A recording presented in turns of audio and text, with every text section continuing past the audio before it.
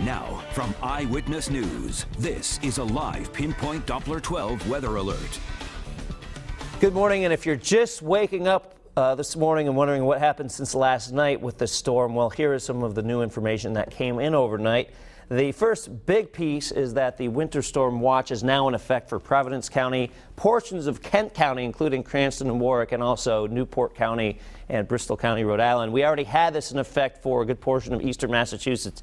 Simply, it's been extended further to the west. And when we have watches, that means there is a potential of up to 6 inches of snow, actually more than 6 inches of snow. I don't have quite that much for most of our viewing area. Remember, potential does not always mean the most likely scenario. I'll put up our expected totals coming up in just a few minutes.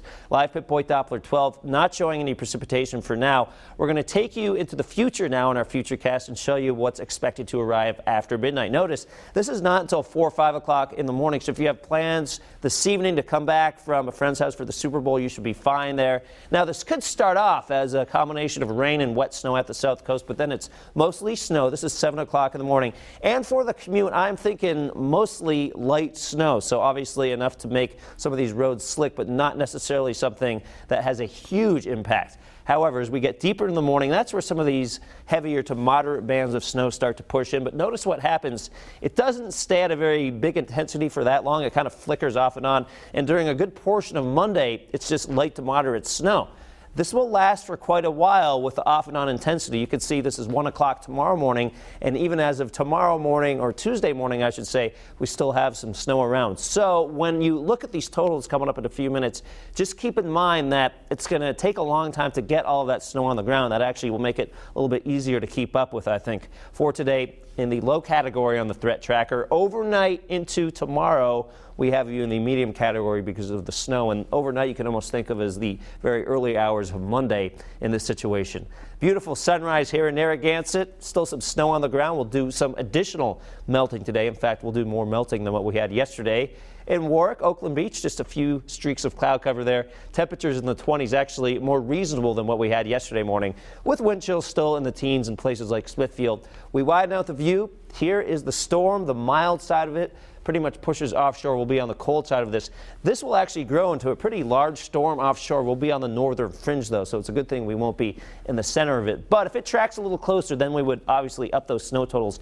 That's why it's important to stay tuned throughout today. TJ's in, or actually Tony's in. Tony's working tonight with another update this afternoon. He'll be looking at some key pieces of data that come in later this morning and the afternoon. 43 in Westerly, 41 Charlestown. Those are the high temperatures for today. We will take it. Mid-40s here in Providence County, 46 Burville, 45 in Foster.